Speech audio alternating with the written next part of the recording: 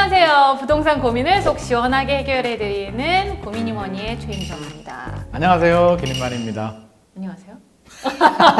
첫 번째 사연을 소개를 하고 나서 결정하는데 진짜 도움이 됐더라고요. 아 진짜? 저한테. 그게 다예요? 진짜. 쿠폰 같은 거 안 주고? 그런 건 바라지 않아요. 사연 주시는 거에 감사합니다. 저 되게 뿌듯하더라고요. 그렇죠. 저희 임직원들 사연을 직접 풀었는데 또 그걸 직접 봐주시고 또 저한테 또 메신저로 따로 연락까지 주시니까 너무 감사하네. 그리고 소장님 만나서 어땠냐 뭐 이런 얘기도 굉장히 많이 물어봐가지고 네. 소장님 굉장히 쿨하시고 사이다 같이더라 뭐 이런 얘기를 해드리긴 했어요. 제가 원래 좀 쿨합니다. 그쵸? 네. 오늘의 첫 번째 사연 들어가 볼까요?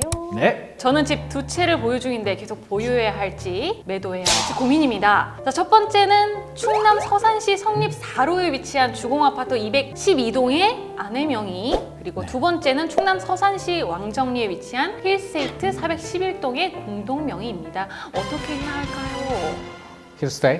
현대 엔지니어링 힐스테이? 네, 힐스테이트. 저는 딱 그런 생각이 들어요. 네, 뭐요? 이 질문의 핵심이 뭐냐? 비조정 대상. 저도 그 생각했어요. 충남 네. 서산이에요. 서울이 네. 아니에요. 고민하지 마. 고민하지 마. 아무 상관이 없어요. 규제가 상관이 없고요. 그냥 둘 다 팔아버려? 그건 난 그건 모르지.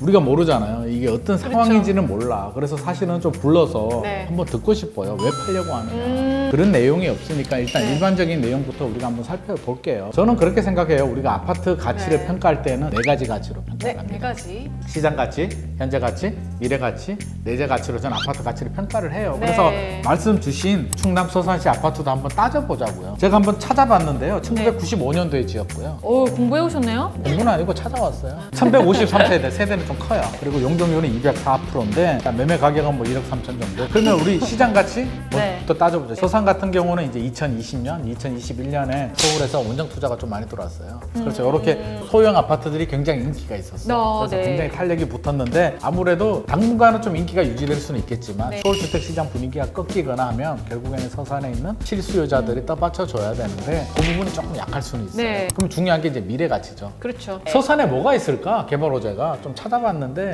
현대 오일뱅크에서 뭐 2조 8,900억을 투자 결정을 했다고 해요. 돈 앞에 장사가 없다고. 돈을 네. 투자하면 뭐 인프라도 올라가겠네. 좋아지고 인구도 늘어나고 긍정적인 효과가 있기 때문에 긍정적이고요. 현대건설과 모비스가 서산 바이오 웰빙 특구에 뭐 자동차 주행 차로 뭐 만든다는데 네. 어떻게 됐든지 간에 호재야. 이런 개발 호재가 있다는 건 굉장히 긍정적인 영향을 받을 수가 있겠고요. 내재 가치는 네. 땅인데 아까 용적률이 208%라고 했잖아요. 네. 그래서 내재 가치는 좀 약해요. 그래서 뭐 현재 가치는 소소한 정도?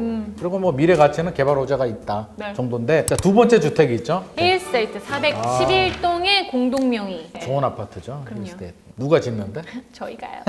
84제곱미터예요. 우리 면적이 84가 이제 우리 옛날에 34평, 59가 25평 정도 되는데 선호도가 가장 높은 평형이 뭐냐라고 하면 84. 84가 가장 인기가 좋아서 잘 네. 잡았어요. 면적은 굉장히 잘 선택을 하셨고요. 네. 브랜드도 굉장히 좋습니다. 브랜드가 일단 먹고 들어가잖아. 차이가 있어요. 서울에서도 먹히는데 네. 지방으로 갈수록 브랜드의 가치가 더 커집니다. 진짜 그래요. 그래서 힐스테이트 얼마예요? 그래서 뭐가 얼마냐고? 이거 지금 힐스테이트 얼마예요? 매매가가 한 2억 9천 정도 하네요. 제가 네이버 찾아보니까 2억 네. 9천에 전세가 2억 3천. 전세 진짜 가율도 비싸다. 높아요. 비싸요? 그러니까요. 아니요. 서울에 있으면 바로 샀죠. 그렇지. 서산에서는 뭐 저렴한 편은 아니지만 브랜드 가치 그쵸. 때문에 이제 굉장히 잘 형성이 되어 있는데 네. 자 우리가 이제 선택을 해야 돼. 자 정리를 그쵸? 하자면 네. 이제 비조정 대상 지역입니다. 세금 네. 걱정 하지 안 하셔도 마세요. 됩니다. 물론 비과세는 아닙니다. 비과세는 네. 아니고요. 네. 이제 기본 세율을 내야 되는데 만약에 팔겠다라고 한다면 둘 중에 네. 하나는 팔아야 되잖아요. 그렇죠. 뭐를 먼저 팔까? 첫 번째 절세. 주공인데 주공을 먼저 팔 수도 있어. 팔 그쵸. 수도 있는데 따져봐야 될 게 세금이 얼마 나오느냐.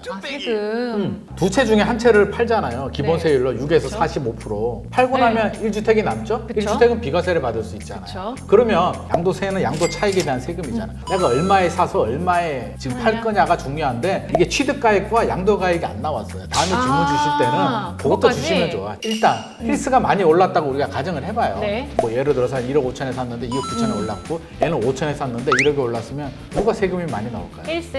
힐스가 많이 나오겠죠. 네네. 그러면 주공 아파트를 먼저 기본 세율로 파는 거지. 그러면 1주택 남죠? 힐스테이트? 1주택 남으면 힐스테이트를 팔든지 비과세로 가지고 가는지는 전 모르겠어요. 이분이 어떤 결정은 알아서 상황인지 하셔라. 모르겠어. 팔고 서울로 올라오실 생각인지 근처로 갈아타실 생각인지는 그러네. 모르겠는데 그거는 개인들 사정에 네네네. 따라서 좀 그쵸, 판단을 그쵸. 해야 될 것 같아요. 1세대 1주택이나 2주택이나 실수요자들이 집을 팔 때에는요 두 가지 이유가 있어요. 첫 번째 이유, 더 좋은 상급지. 갈아탈 때. 네. 두 번째 이유, 필요해서. 남편이나 부인이 직장을 다니는데 퇴직을 앞두고 있어. 힐스테이트에서 주공을 옮기고 남는 돈으로 상가를 하나 사서 뭐 월세를 받는다든지 그렇게 맞아요. 필요할 때 아니면 뭐 네. 해외를 간다든지 이렇게 이유가 있을 때는 팔아도 되는데 아무런 이유가 없어. 예를 들어서 아무런 이유가 없다면 두 개 다 파시면 안 되고요. 꼭 정리를 하고 싶다. 다주택이 부담된다. 사실은 부담도 안 돼요. 비조정 대상 지역이니까. 그쵸. 제가 볼 네. 때는 부담도 안 되는데 네. 팔아서 꼭 이유가 있다라고 하면 현재 가치나 여러 가지 따져봤을 때 주공 아파트를 팔고 힐스테이트를 보유하는 게 맞다고 생각을 합니다. 속이 시원해요. 완전 빵. 고민이 좀 풀리셨을까요? 다양하게 예를 들어서 말씀을 해주셨는데 더 쏙쏙 잘 들리는 게 확실히 집중도가 좋아지네요. 두 번째 사연 만나보겠습니다. 소장님, 단도직입적으로 여쭤보겠습니다. 2022년 부동산 전망은 어떨까요? 사실은 답도 없는 이야기라서 그쵸. 제가 일단 한번 웃었고요. 알았었어요. 네. 부동산은 주식하고 똑같아요. 사람 움직이는 생물이야. 생물. 네. 언제 어디로 튈지 몰라요. 여러 가지 변수들이 존재하는데 그래도 가정하면 안 돼. 가끔씩 그런 분들이 있어요. 집을 팔아야겠대. 왜 팔려고요? 하면 그냥 그런 마음이 들었대. 그냥 자고 일어났는데 팔아야 필대로? 되겠다는 필링이 들어온 거야. 필링이 쑥 들어온 거야 이거. 네. 그거 안 돼. 안 돼요? 부동산 또 팩트를 가지고 팩트 체크를 해야 됩니다. 지금 시장이 공존하고 있어요. 대세 하락이다. 대세 상승은 끝났다. 네. 하락으로 접어들었다라고 말하는 분들이 있고 아니다. 이게 일시적인 침체다. 맞아요. 다시 반등을 한다. 팽팽하게 맞서고 있습니다. 일단 대세 하락이다. 라는 입장에서 먼저 한번 살펴보죠. 기준금리 첫 번째 변수. 시작 대수 2022년 올해 1월달 시작하자마자 또 올려버리네. 그러니까 이제 많이 올랐어. 근데 문제는 앞으로 더 오른다 이거야. 지금이 끝이 아니야. 변수는 미국이야. 미국이 기준금리 인상에 시동을 걸려고 하고 있습니다. 3월 달부터 아마 올릴 가능성이 있는데 과거 사례를 보면요. 미국은 한 3년에 걸쳐서 올리더라고요. 미국이 네. 올라가면 우리도 올라가요. 그러면 2025년 정도 되면 기준금리가 3% 정도까지 갈 가능성이 있어요. 그런 얘기 하지 마요. 하지마. 방송 된다? 대출금리는 몇 프로 가느냐? 대출금리 7%까지 갈 수도 있습니다. 2025년인데 엄청 부담스럽죠. 두 번째 이제 리스크라고 한다면 대출 청년 규제라고 있습니다. 그건 뭐죠? 정부에서. 뭐냐고? 갑자기 말문이 탁 막히네. DSR이라고 들어보셨죠? 네. DSR은 몰랐구나. 네. 까먹었네요. 가계부채가 늘어나니까 정부에서 총량 규제를 하는데 대출 받을 수 있는 한도가 줄어들까요? 늘어날까요? 그렇죠. 줄어들겠지. 아무래도 이게 대출이 문턱이 높아지고요. 대출 규제가 강화된다는 건 뭐예요? 구매 능력이 줄어든다. 나는 돈이 좀 부족한데 대출까지 안 나오면 집을 어떻게 사지? 못 사죠. 그렇죠. 이게 마이너스 요인. 또 하나는 이제 과도한 상승에 대한 피로감인데 서울이 10년 연속 상승한 적이 없고요. 네. 정확하게 따지면 7년에서 8년 연속으로 상승한 적은 없습니다. 안 그래도 뉴스 저도 봤는데 서울 집값이 조금씩 떨어지기 시작했다. 시작은 했는데 아주 네, 미비하고 미비하죠? 여러 가지 종합을 해보면 상당히 부담스러운 상황이다. 떨어질 일만 남았다 정도로 이해할 수는 있는데 아니다. 오를 거다. 또는 그렇게 안 떨어진다라고 말하는 분들도 있습니다. 네. 왜 그럴까? 수요와 공급이잖아요. 집값은 맞잖아. 수요와 공급의 밸런스잖아요. 수요는 가만히 있는데 공급이 더 줄어들면 어떻게 돼요? 밸런스가 달라지니까 집값이 오를 수 있지. 입주 물량이 부족하다는 거죠. 특히 서울. 그럼 서울에는 입주 물량이 어떻게 하면 나올까? 서울은 개발이 끝난 도시죠. 빈 땅이 없잖아. 내 마음 같아서 나 국회 밀어버리고.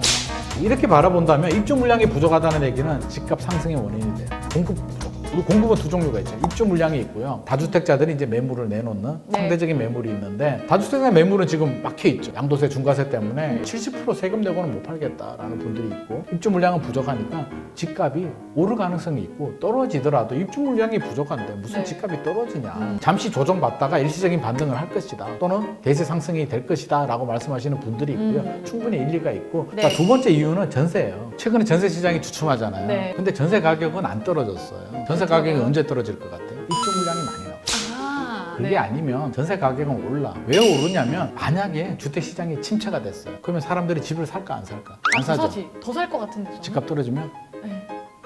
집값이 떨어지는데 2년, 3년 정도 떨어지고 나면 대세 하락이 되잖아요. 네. 대세 하락이 될 때는 집을 안 사요. 왜? 더 떨어질 것 같은데 그렇지. 누가 사? 그럼 전세 들어가는 게 유리하잖아요. 그래서 전세 수요는 또 늘어나. 그 입주 물량도 부족하죠. 이 문제가 뭐냐면 우리 2020년 8월 달에 2+2 계약갱신 청구권이 시행이 됐잖아요. 그렇죠? 그럼 2년 살던 사람이 소급 적용해서 2년 더 살 수 있잖아. 2+2. 네. 소급 적용한 사람들이 올 8월부터 이제 끝나. 한 번밖에 사용 못 하거든요. 그건 나와야 되는데 내가 집주인이라면 어떻게 할까요? 4년 동안 못 올렸죠. 이번에 못 올리면 앞으로 4년 동안 또 못 올려. 그럼 8년의 상승분을 반영을 해야 되잖아. 그렇죠. 목숨 걸고 반영을 한단 말이에요. 많이 올려줘야 돼. 네. 근데 이분들이 어디로 가? 뭐 어떻게든 올려줘야지 뭐. 그렇죠. 다른 집에 가도 오르니까. 그렇죠. 전세 가격이 8월 이후에 다시 강세가 되면 집값이 생각보다 안 떨어진다. 전세 가격은 매매 가격을 떠받쳐주는 역할을 하게 되고 밀어 올리는 역할도 하니까 쉽게 안 떨어진다는 얘기가 있어요. 정리를 한번 해보면 2025년 전까지는 크게 걱정할 필요는 없다. 그 이유는 조금 문제될 수는 있어. 왜? 삼기 신도시 입주 물량이 그때 또 마침 나오고요. 미국이 계획처럼 기준금리를 올리면 대출금리가 2배 올라가 있고요. 투자 심리가 위축이 돼서 떨어질 것 같다라는 분위기가 겹쳐지게 되면 네. 그때는 조금 위기가 될 수는 있어요. 그래서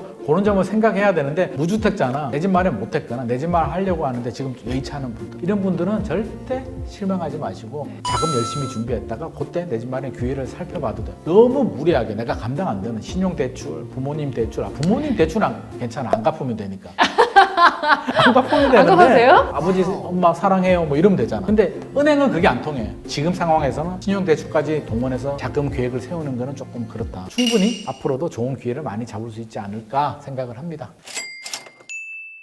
오늘 두 가지 고민 사이다 같은 소장님께서 속 시원하게 해결을 잘 해주셨는데요. 진짜 대한민국 국민들이 가진 진짜 부동산 고민 다 여기로 보내주셔도 다 해결. 너무 해드리는 많은데? 언니 오빠 부모 삼촌 다 필요 없어. 다 들어와.